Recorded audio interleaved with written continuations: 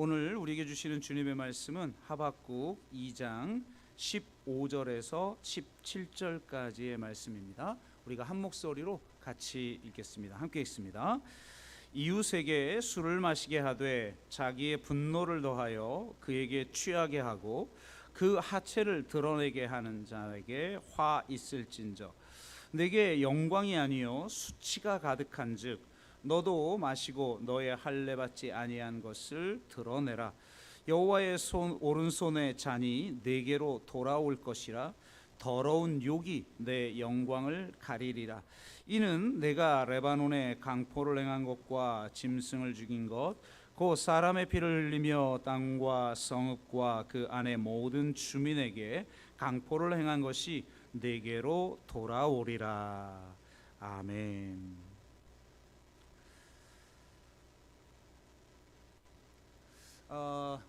인간에게 가장 문제가 되는 두 개의 감정이 바로 죄책과 수치입니다.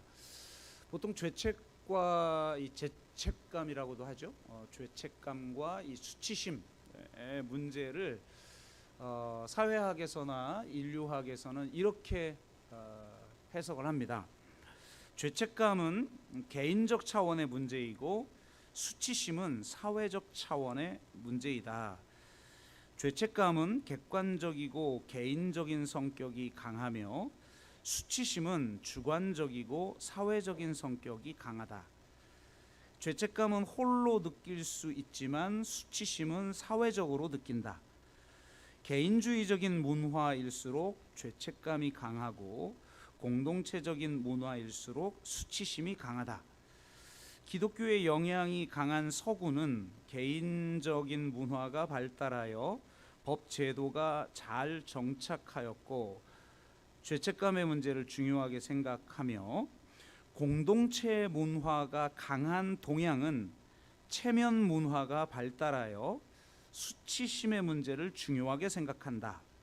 죄책감을 강조하는 서양은 자율성의 문화를 꽃피웠고 수치심을 강조하는 동양은 타율성의 문화를 만들어냈다. 이렇게 보통 접근을 하죠. 오늘 설교를 위해서 이런 일반적인 시각에 대한 문제점 두 가지만 좀 지적을 하자면, 첫째는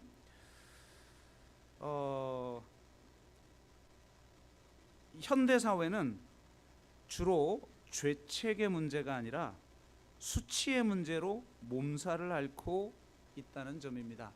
당연히 서구는 기독교 문화니까 죄책의 문화가 발달했고 전 세계가 다 서구화되어 있기 때문에 이 문제가 중요하다라고 생각을 하겠지만 실제로 수치의 문제로 몸살을 앓고 있다는 점이에요. 근대 사회는 니체가 말했듯이 신의 죽음을 통해 만들어진 사회, 그러니까 수직적 관계 속에서 한 개인의 내면 속에서 일어나는 죄책감이라고 하는 그것이 주도적인 사회가 아니라는 거죠.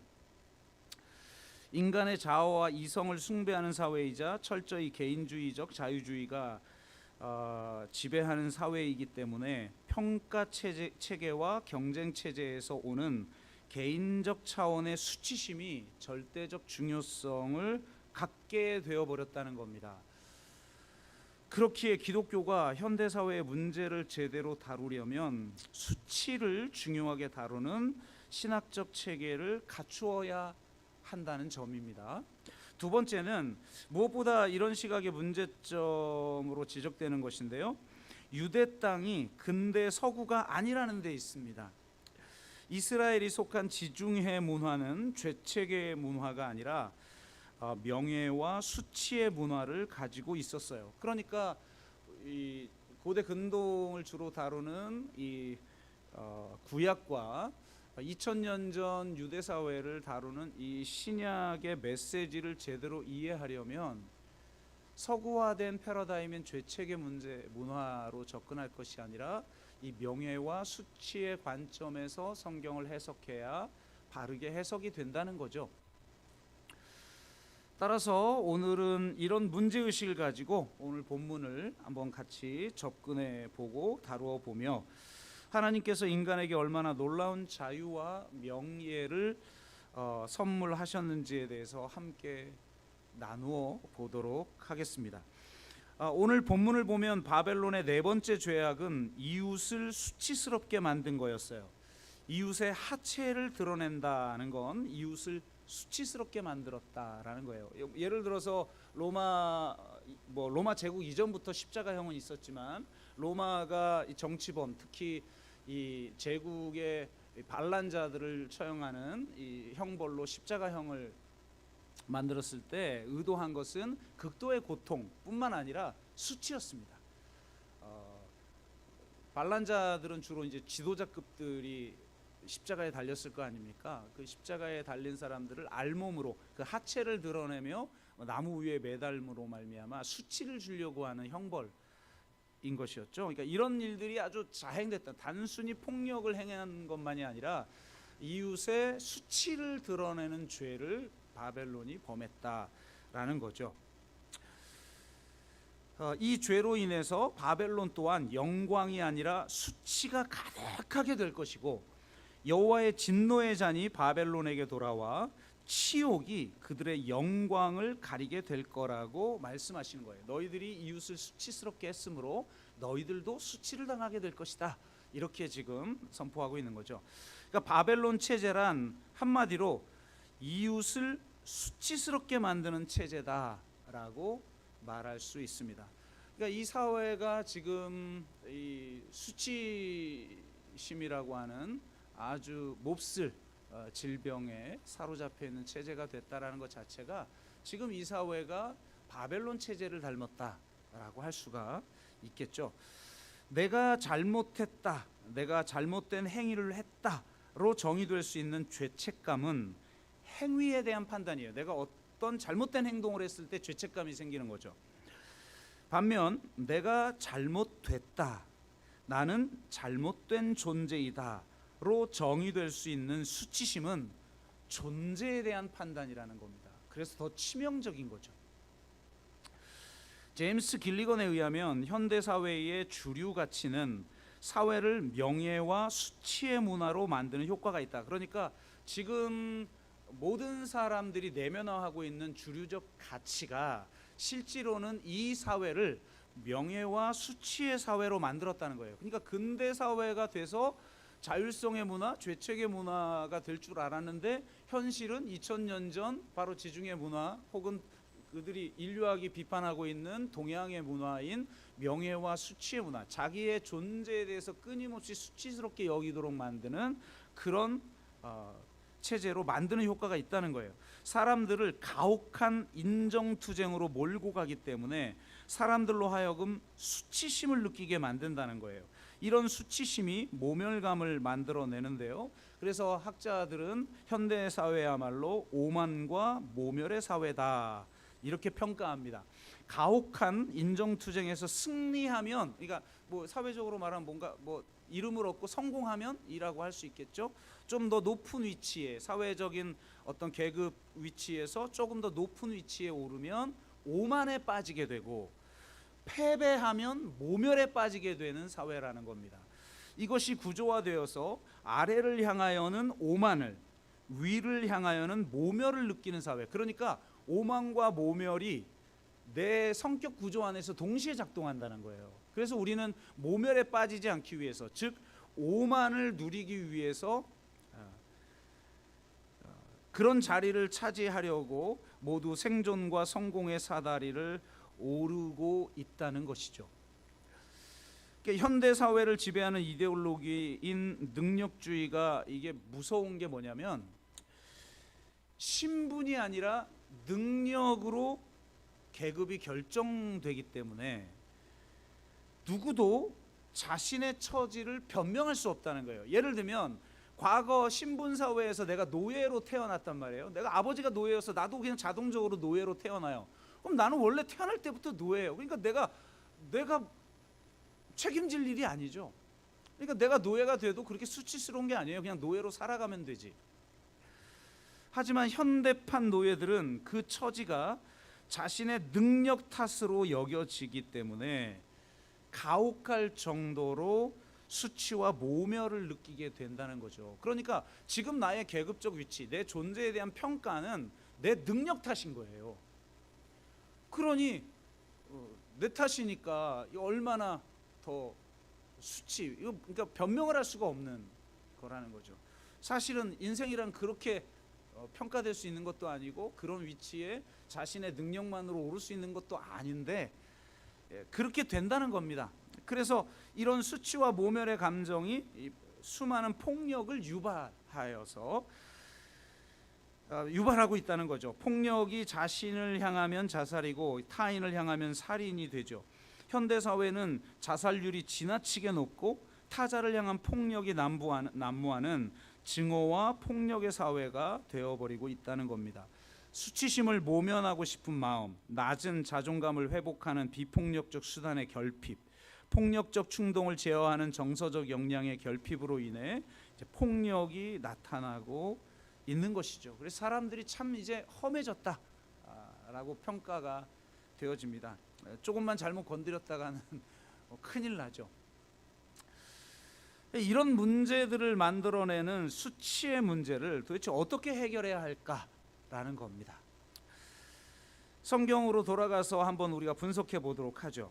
성경에서 수치의 문제가 최초로 나타난 곳은 창세기의 인간 타락 장면이에요. 그러니까 인간이 타락한 이 장면을 앞서 말한 것처럼 일반적인 그 사회학 혹은 인류학적인 시각을 가지고 분석하면 너무나 잘 맞아요. 예를 들어서 인간이 하나님께 범죄를 했어요. 그럼 죄책감이 생기죠. 그래서 하나님 앞에 두려워 숨어요. 아담을 찾을 때. 그런데 인간이 죄를 짓고 나서 수평적 관계, 그러니까 수직적 관계에서 죄책감이 발생하고 수평적 관계, 사회적 관계 속에서 수치가 발생하는 거잖아요.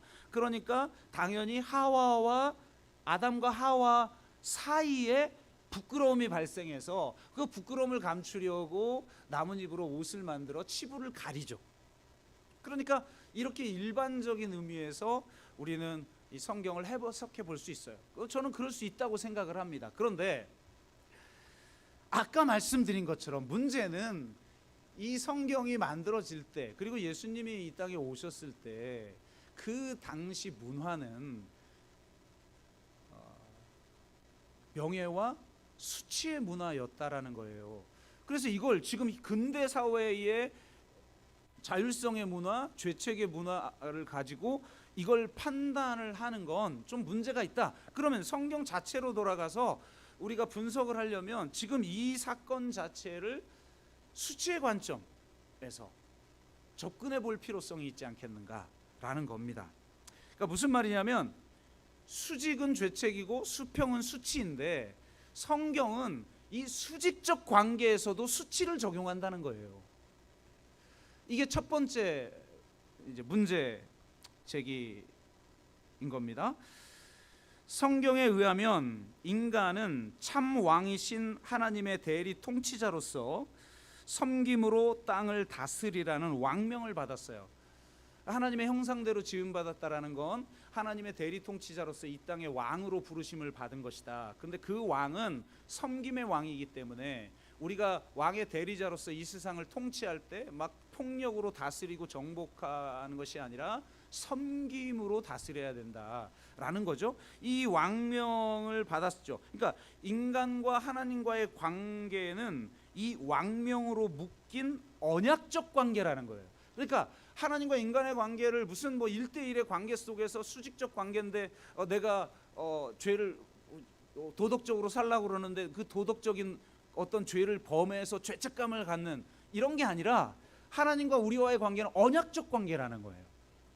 그 언약적 관계 속에서 지금 죄가 나타난 거죠. 안타깝게도 뱀의 유혹을 받은 인간이 이 왕명을 어깁니다.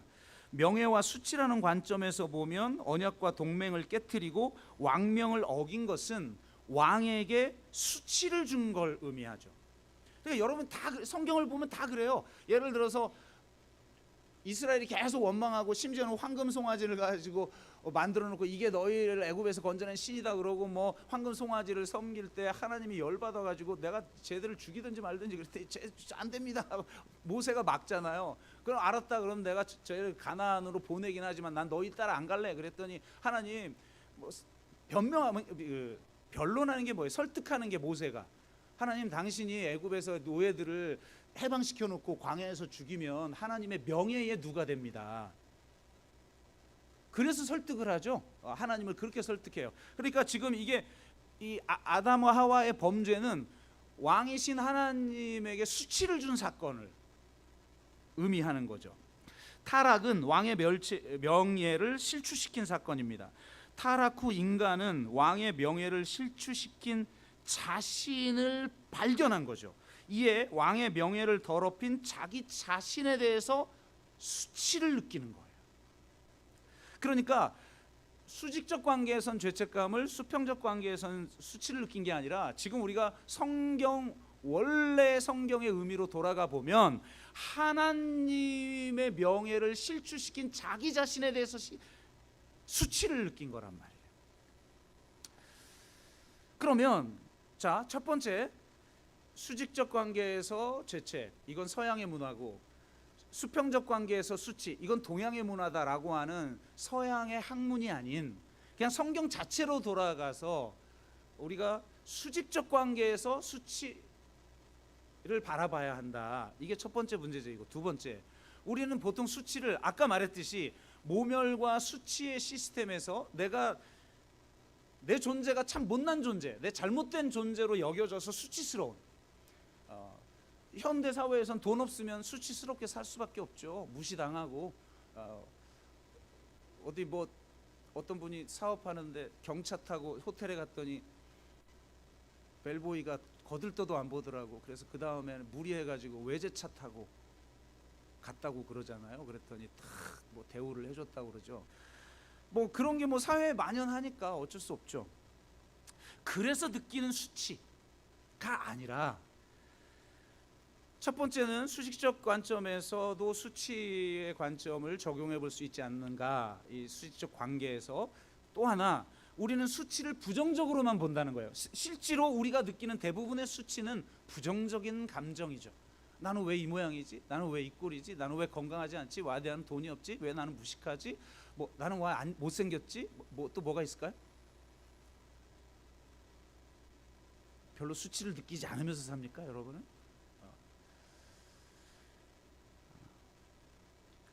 그런데 성경에서 말하는 그 수치를 긍정적으로도 볼 수 있지 않겠느냐라는 겁니다. 자, 명예를 더럽힌 것에 대해서 수치를 느꼈다는 건 인간이 윤리적 존재라는 걸 의미하죠. 저는 동양에서도 마찬가지라고 생각하는데요. 우리 사단 칠정론에서 사단이 뭡니까? 인의 예지죠. 뭐 예를 들어 측은지심 막 이러면서 각자 붙어 있는데, 수치심하고 연관된 건 뭘까? 그러면 우리는 가만히 생각해 보면 예의라는 생각이 드는데, 성경에서 성경이라 우리 동양에서 말하는 예는 사양지심이에요. 사양지심.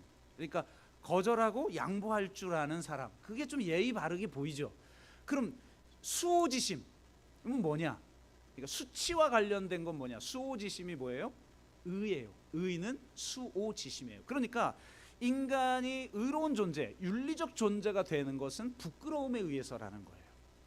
그러니까 부끄러움이 없는 자, 하나님 앞에서 부끄러움이 없고 이 역사 앞에서 부끄러움이 없고 사회 앞에서 부끄러움이 없는, 그런 사람 너무 많이 보잖아요. 근데 누구라고는 말은 못 하겠어요. 지금 재판받고 있는, 부끄러움을 모르는 인간인가? 그 참, 어쨌든 뭐 곧 결론 날 테니까. 네.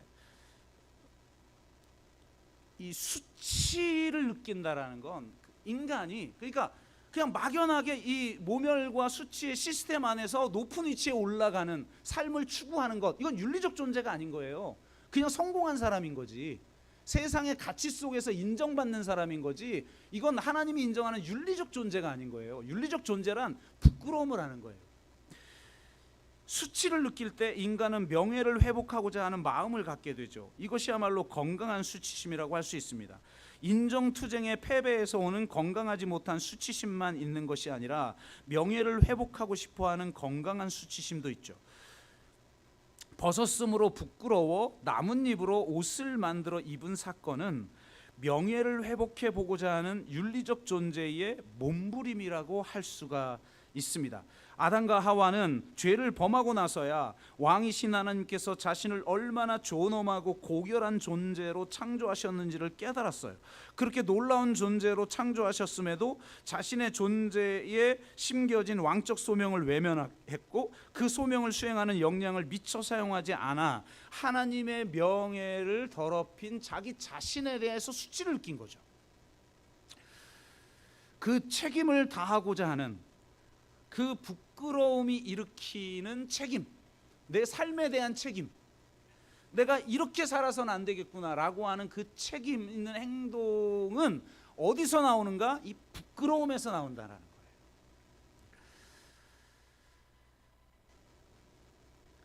하나님도, 우리는 하나님이 인간의 범죄를 굉장히 막 부정적으로만 봤다고 생각을 하잖아요. 그런데 성경을 가만히 보면 하나님도 이런 이 아담과 하와의 이 부끄러움, 그리고 그 부끄러움으로 인해서 자신의 치부를 가리려고 나뭇잎으로 옷을 만들어 자기의 치부를 가린 행위를 부정적으로 보지 않았다는 거예요. 야, 이런 걸로 그거 가린다고 가려져 하고 확 걷어치운 게 아니에요. 더 좋은, 더 든든한 가죽옷을 입혔다는 것을 알 수가 있습니다. 하나님은 최소한의 건강한 수치를 보호해 주시고 좀 더 든든한 수치로 바꿔 주신 것이죠. 우리 기독교는 원죄라는 시각을 유지하기 위해서 인간에 대해서 지나치게 부정적인 경향이 있어요. 원죄라고 하는 것은 굉장히 전 중요한 신학적 사상이라고 생각해요. 왜 우리는 원죄라고 하는 사상을 포기할 수 없는지에 대해서는 나중에 한번 좀 이야기를 할 기회가 있을 것인데, 문제는 항상 어떤 시각은 긍정적인 면과 부정적인 걸 다 가지고 있는데, 이 원죄라고 하는 신학적 사상이 갖는 부정적 영향은 뭐냐면 인간을 지나치게 부정적으로 본다는 거예요. 인간을 악 앞에서는 속수무책인 존재로 생각을 한다는 겁니다. 그런데 과연 하나님은 그렇게 생각할까? 라는 겁니다. 성경을 가만히 보면 그렇지 않습니다. 만약 인간이 그런 존재이고 하나님도 인간을 그렇게만 판단했다면 범죄하였을 때 바로 그냥 멸망시켜 버리거나, 아니면 이건 구제불능이구나, 이 인간의 힘으로는 스스로 구원받을 수 없으니 메시아가 필요하구나, 그럼 바로 타락하자마자 메시아를 보냈어야죠. 왜 아브라함을 통해 새로운 역사를 시작하셨을까요? 왜 이스라엘을 애굽에서 해방하셨고 불평하는 그들을 광야에서 멸하지 않고 가나안 땅을 선물로 주셨을까요?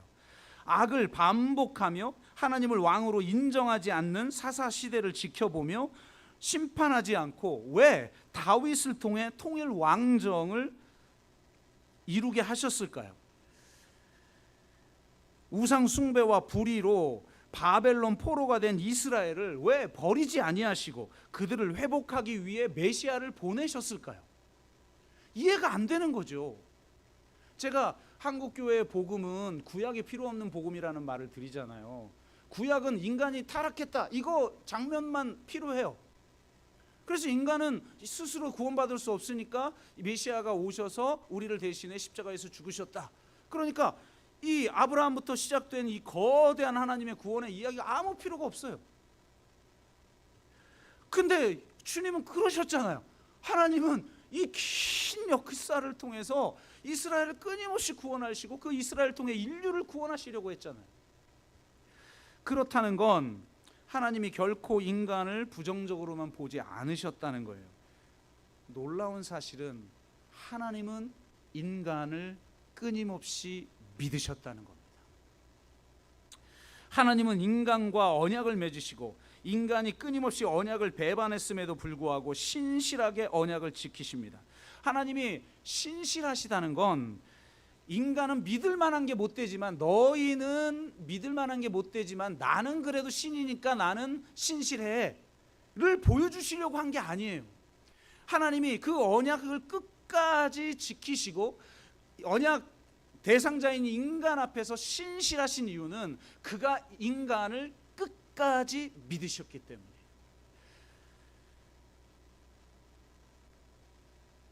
인간을 믿으셨기에 불안한 인간의 실존에도 불구하고 그들을 통해 당신의 구원을 성취하기 원하셨습니다.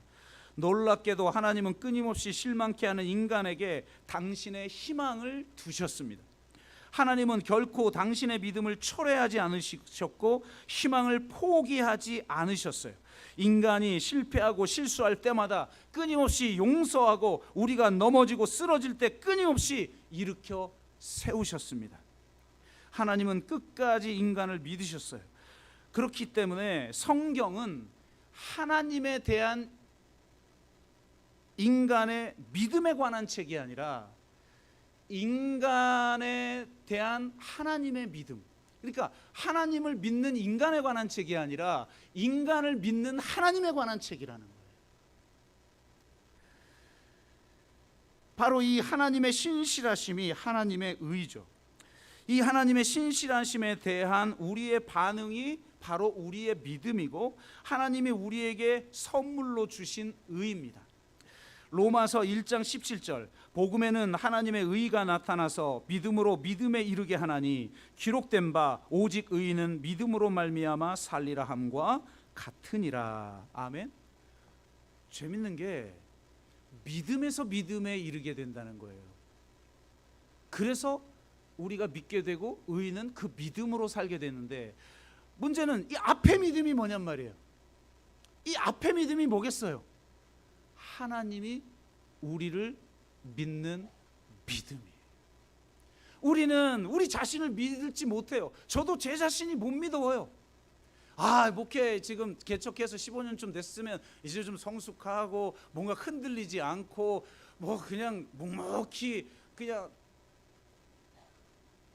하나님의 비전을 향해 그냥 굳세어라 금수나 하면서 가야 되는데, 지금도 그만두고 싶고 포기하고 싶고 언제는 쓰러지기도 하고, 그런 내 자신의 믿음이 너무 초라해요. 내가 믿을 게 못 돼요. 변덕도 심하고. 그런데 제가 그럼에도 불구하고 계속 믿음의 삶을 살 수 있는 것은 하나님이 나를 믿어주신다는 믿음 때문이에요. 우리의 믿음은 그렇게 대단하지 않아요. 대단한 걸 하나님이 또 요구하지도 않아요. 그래서 주님은 우리를 향해서 뭐라고 말하냐면 겨자씨만한 믿음만 있어도 된다고 말해요. 태산과 같은 믿음이 아니에요. 태산과 같은 믿음, 반석과 같은 믿음은 하나님이 우리를 믿는 믿음이에요. 그 믿음 때문에 우리가 여전히 쓰러지고 실패하고 실수함에도 불구하고 다시 일어서서 나아가는 거예요. 복음은 하나님의 의가 우리에게 나타났다는 복된 소식입니다. 하나님의 의는 하나님의 신실하심이죠. 하나님의 신실하심이 궁극적으로 십자가와 부활을 통해 성취되었다는 것이 바로 복음이에요. 바로 이 하나님의 믿음으로 우리가 믿음에 이르게 되는 것입니다. 하나님의 믿음에 대한 인간의 반응이 바로 믿음이요, 자유요, 책임입니다. 참된 믿음은 맹목적 순종이 아니에요. 순종도 위대하죠. 왜냐? 대부분은 불순종하니까요. 그런데 순종은 책임만 못합니다. 책임이 순종보다 위대합니다. 성경이 믿음의 조상을 노아라고 말하지 않고 아브라함이라고 말하는 이유가 여기에 있죠. 노아도 위대합니다. 방주를 만들라는 말씀에 철저히 순종하죠. 그는 홍수 심판에서 자신과 그의 가족을 구원하였습니다. 그에 대한 성경의 평가를 들어볼까요? 창세기 6장 9절. 노아는 의인이요 당대의 완전한 자다. 야, 여러분. 그럼 여기다가 막 원죄를 막 퍼보세요. 어떻게 완전하지? 말도 안 돼. 인간은 죄인인데, 인간은 비극적 존재인데. 아니잖아요. 완전하다고 말하잖아요. 그는 하나님과 동행하였다. 이처럼 노아는 위대하죠. 그런데 성경은 아브라함을 더 위대하게 여깁니다. 아브라함은 갈 바를 알지 못하고 본토 친척 아비집을 떠났습니다. 자신의 몸을 통해 아들을 주시겠다는 하나님의 약속을 믿어 하나님께 의롭다 인정을 받았죠. 그런데 그의 믿음을 가만히 보면 맹목적 순종이 아니에요. 하나님이 소돔과 고모라를 멸하겠다고 하셨을 때 노아였으면 아 그렇군요. 그러면 어떻게 할까요? 방주를 지을까요? 이랬을 텐데 아브라함은 고지고대로 순종하지 않아요. 하나님께 따져요. 주께서 의인을 악인과 함께 멸하려 하시나이까? 주께서 이같이 하사 의인을 악인과 함께 죽이심은 부당하오며 의인과 악인을 같이 하심도 부당하니이다. 세상을 심판하는 이가 정의를 행하실 것이 아니니까. 그 하박국 써 있는 것 같죠? 진짜 믿음의 사람은 하나님께 따져요. 하나님은 이런 아브라함을 통해 자신과 그의 가족만이 아니라 인류를 구원하기 원하셨죠. 아브라함의 이야기를 읽어보면 참 많은 약점을 가지고 있는 존재임에도 불구하고 성경은 그를 위대하게 여깁니다. 성경의 평가를 한번 들어볼까요? 창세기 17장 1절. 나는 전능한 하나님이라 너는 내 앞에서 행하여 완전하라. 그러니까 노아는 이미 완전한 자인데 아브라함은 완전을 향해 나아가야 하는 자예요. 그리고 놀랍게 아브라함은 하나님 앞에서 행하는 자라는 겁니다. 노아는 동행했지만 아브라함은 앞서가라고 말해요. 두 가지는 완전히 달라요. 예를 들면 이렇습니다. 왕에게 우리에게 두 아들이 있어요. 근데 한 아들은 어리고 한 아들은 장성했어요. 그러면 어린 아이를 향해서 왕은 이렇게 얘기하죠. 나와 함께 걸어라. Walk with me. 아 그렇죠. 애들하고 가는데 아까도 보시면 엄마가 아이 둘 데리고 있는데 아이고 얼마나 힘들어요. 아휴 참. 근데 놔두면 어디 가서 그냥 다칠까봐 너 어디 갈 때 너 나와 함께 가야지. Walk with me. 그런데 장성한 아들이 있어요. 그럼 뭐라고 말하겠어요? 야 다쳐 그러면 다쳐. 넌 나를 절대적으로 의존하고 살아야지. 라고 말하지 않아요. 뭐라고 말할까요? Walk before me.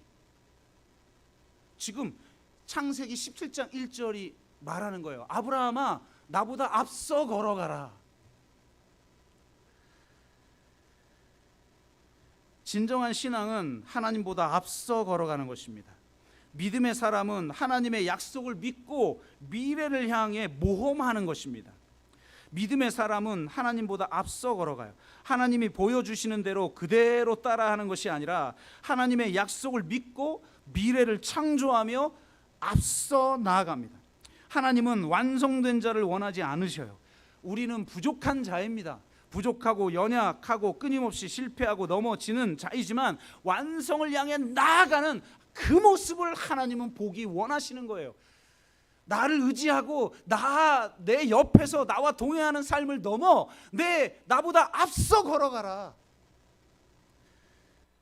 인간은 불완전하기 때문에 끊임없이 실패하고 실수할 거죠. 하지만 인간은 하나님이 나를 믿는다는 걸 믿으며 하나님이 나를 끊임없이 용서하시고 다시 일으키실 거라는 걸 믿으며 앞으로 나아가는 선택을 하며 살아가는 책임 있는 삶을 살아가는 거예요.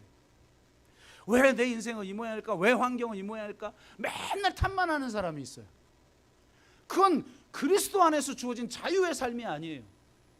어떤 상황에서도 그리고 내가 실질적으로 여러분 우리 스스로를 정확하게 볼 줄 아는 사람, 정직하게 볼 줄 아는 사람은 내 안에 참 부끄러운 모습 많죠. 없습니까 여러분? 잘난 척하고 있어서 그렇지? 그런 나를 그대로 인정하지만 하나님이 보는 건 뭐냐면 위대하게 보는 건 완성된 상태, 그 다음에 남들보다 뛰어난 것, 그 다음에 뭔가 저기 세상에서 성공한 모습, 그건 다 불타 사라질 거예요. 하나님이 인정하시는 건 뭐냐면 바로 그런 하나님에 대한 믿음을 붙들고 앞으로 나아가는 삶이에요. 자기 인생에 대해서 책임을 지는 삶이에요. 성경이 하나님에 대한 인간의 믿음에 관한 책이 아니라 인간에 대한 하나님의 믿음에 관한 책이라는 말의 의미는 하나님이 인간을 믿으시기에 끊임없이 용서하고 다시 일으키신다는 의미이며, 그것은 곧 인간이 실패와 실수에도 불구하고 하나님의 믿음, 나를 믿어주시는 그 하나님의 믿음에 반응하여서 내가 여전히 하나님의 명예를 더럽히는 그런 존재이지만 나를 여전히 믿어주시는 하나님 앞에서 내 부끄러움을 윤리적 존재로 전환시켜 내 삶을 돌이키는 것, 회개하고 다시 돌이켜 미래로 나아가는 것을 의미하는 것입니다. 따라서 성경이 인간에 대한 하나님의 믿음의 책이라는 의미는 성경이 곧 회개에 관한 책이라는 거예요. 회개는 내가 도덕적으로 뭔가 문제가 있는 행동을 했을 때 그걸 뉘우치는, 물론 그런 요소도 있겠죠. 그걸 말하는 게 아니라 성경에서 말하는 회개는 슈브예요. 슈브, 히브리어로 돌이키다, 돌아서다. 세상을 향한 방향에서 하나님 나라를 향한 방향으로, 실패와 실수의 과거에서 돌이켜 약속과 희망의 미래를 향해 나아가는 거예요. 그게 회개, 돌이키는 거예요. 돌이킴이야말로 자신의 인생에 대한 최고의 책임 있는 행동이죠. 자유하도록 부름받았어요. 우리는 자유하도록 부름받은 존재예요. 심지어 하나님을 거부할 자유까지 주어질 정도로 자유로운 존재로 부름을 받았어요. 그런데 그건 무엇으로부터의 자유, 소극적 자유가 아니라 무엇으로의 자유, 하나님이 주신 그 언약적 과제, 그 약속, 그것을 붙들며 그것으로의 자유, 그 자유가 진짜 자유죠. 그런 자유하도록 부름받은 인간에게 최고의 명예는 완전함이 아니라 돌이킴이라는 겁니다. 하나님은 우리가 완전하기를 바라지 않으셔요. 완전할 수도 없고 그렇게 되지도 않아요, 여러분. 하나님은 변하기를 바라셔요. 돌이킴을 선택하는 존재가 가장 명예로운 존재인 거예요. 바벨론의 5가지 죄악에 대한 이야기를 하면서 이게 주제가 너무 어려워서 이걸 어떻게 쉽게 할까 막 고민하다가 창세기로 마무리를 계속하고 있는데요. 이 4번째 죄악에 대응하는 하나님의 구원 스토리는 도대체 무엇일까요? 여기에 창세기의 핵심 주제가 드러나게 되는데, 제가 폭력과 혐오에 대한 이야기를 하면서 창세기는 기본적으로 형제 살해의 이야기다. 인류 최초의 죄는 가인이 아벨을 죽이는 것이고 계속 형제 간의 인정투쟁 이야기, 그 대립된 형과 아우의 인정투쟁을 어떻게 하나로 변화시키시는가에 대한 이야기다, 이런 말씀을 드렸잖아요. 형 가인이 아벨을 죽였을 때 하나님이 나타나서 내 아우 아벨은 어디 있느냐라고 물어요. 이 땅에 아우들이 참 많죠. 약자와 소수자들, 고통당하는 사람들, 허무에 굴복한 많은 사람들, 신음하고 있는 사람들, 아파하는 사람들 참 많죠. 혹은 무고한 자들. 그런데 그 자들에 대해서 하나님이 아우와 아벨이 어디 있냐 물어요. 우리한테 책임을 물으셔요. 하나님은 그 앞에서 부끄러움을 느꼈을 때 윤리적 존재가 되는 거고, 부끄러움 없이 가인처럼 대답하면 윤리적 존재가 되는 걸 포기하는 거예요. 뭐죠? 내가 내 아우를 지키는 자니까, 내가 자기 능력 탓에 저 가난하게 사는 사람들을 지키는 자니까, 내가 이 정상적인 이데올로기에 벗어나고 있는 저 소수자들을 지키는 자니까, 내가 저 세월호 유가족들을 지키는 자니까, 저 광주의 피해자 희생자들을 지키는 자니까, 이런 의식이 인간을 비윤리적 존재, 오직 생존과 성공과 오멸과 오만과 모멸의 체제 안에서 높은 위치로 상승하려고 하는 우상숭배적 열정만 가지고 살아가는 자는 결코 윤리적 존재가 될 수 없죠. 사실 가인은 아벨을 지키는 자예요. 다스림이 섬김이고 형의 사명은 아우를 지키는 자죠. 하지만 그렇게 하지 못하고 형이 아우를 죽이려고 하고 아우는 형이 되려고 하는 인정투쟁의 이야기가 인간 역사의 비극적 스토리입니다. 그들은 모두 오만과 모멸의 시스템의 노예들이죠. 형 에서가 아우 야곱을 죽이려 하고 아우 야곱은 형 에서가 되려고 합니다. 아우 요셉은 형들 위에 서려 하고 형들은 아우 요셉을 죽이려고 하죠. 37장에 보세요. 멀리서 오는 요셉을 보고 형제들이 서로 의논해요. 나머지 11명의 형제들이 그를 죽여 한 구덩이에 던지고 아버지에게는 우리가 말하기를 악한 짐승이 그를 잡아먹었다고 거짓말하자. 그들은 가인과 마찬가지로 아우를 지키지 않았습니다. 그들은 모두 가인의 후예들이죠. 그런데 놀라운 일이 발생을 합니다. 창세기 44장에 보면 요셉의 형들이 가뭄 때문에 먹을 걸 구하려고 이집트로 내려갔을 때 애굽의 총리가 된 요셉의 계략에 의해, 이거 요셉이 이미 자기는 다 상처가 치유되었어요. 그래 형제들 만나 나중에 이제 서로 자기 신분을 밝힐 때 아이고 두려워하지 마세요. 형들이 나를 죽이려고 한 게 아니라 하나님이 저를 먼저 이 애굽에 보낸 거예요. 이런 사람인데 일부러 아주 어려운 과정들을 하죠. 네, 그 의미는 제가 창세기 강의할 때 말씀드렸는데 잘 보세요. 이때 베냐민이 은잔을 훔친 범인으로 지목돼요. 일부러 거기 숨겨놓죠. 그 잔을, 은잔을. 그래놓고 안 되겠다, 너희들은 돌아가라. 이놈은 여기서 노예로 살거나 죽거나 할 거다. 그러면 지금 요셉을 지키지 않았던 형제들이었다면, 여러분 이전이었다면 어떻게 행동했을까요? 내가 베냐민을 지키는 자니까 그러면서 자기만 살겠다고 갔겠죠. 그런데 놀랍게 이때 누가 나서는가? 유다가 나섭니다.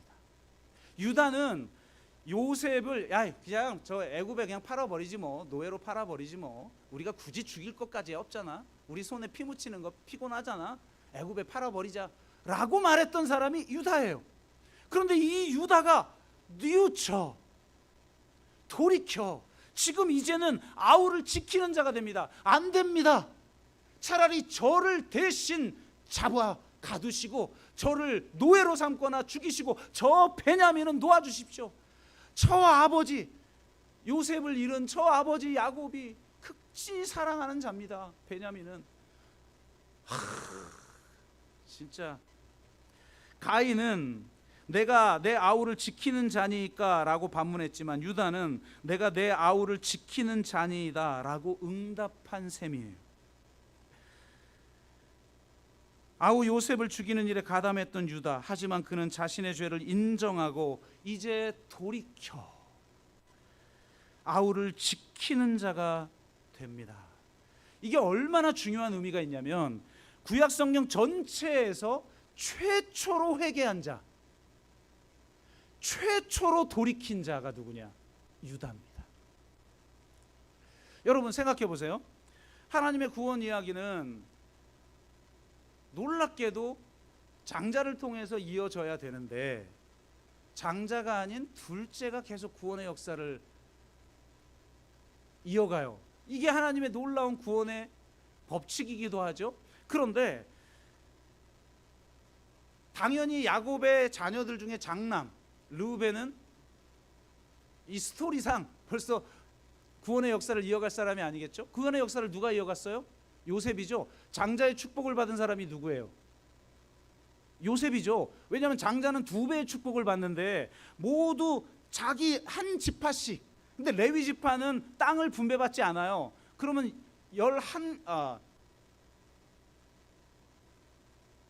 총 합쳐서 11개의 지파밖에 안 되는 거잖아요. 근데 그럼 장자가 2개의 지파의 몫을 받으면 되는데 누가 2개의 몫을 받죠? 요셉이 받죠. 요셉의 자녀들은 각각 한 지파가 돼요. 요셉 지파가 있는 게 아니라 요셉의 아들 지파가 있어요. 에브라임 지파가 그 중에 더 앞서죠. 그러면 당연히 요셉이 하나님의 구원의 역사를 이루어 가야 될 것 같잖아요. 근데 놀랍게 하나님의 구원의 역사는 누구에 의해서 이어집니까?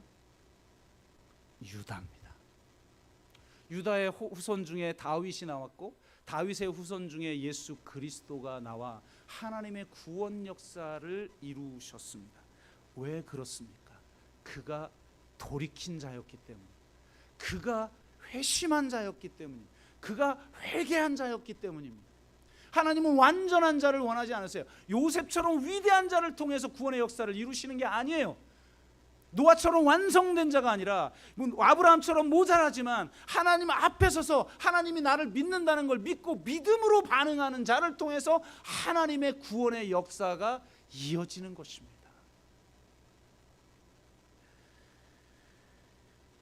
유다는 하나님의 믿음 안에서 실패와 실수의 과거에서 돌이켜 하나님이 약속하신 희망의 미래를 향해 도약한 존재입니다.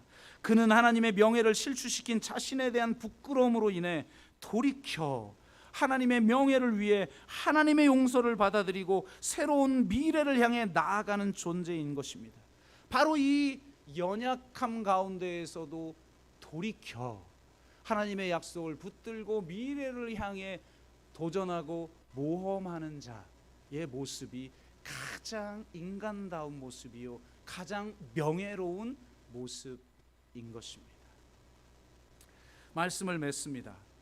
인간을 오만이냐 모면이냐라는 선택으로 몰아가는 이 사회에서 부정적 수치심을 가지고 살아갈 것인가, 아니면 부인이냐 인정이냐, 회피냐 책임이냐, 과거냐 미래냐의 선택 앞에서 명예로운 수치심으로 돌이켜 하나님이 나를 믿어주신다는 것을 믿고 하나님의 약속을 붙들고 하나님보다 앞서 걸어가며 미래를 창조하는 책임 있는 삶을 살 것인가, 그 선택은 여러분에게 놓여 있습니다.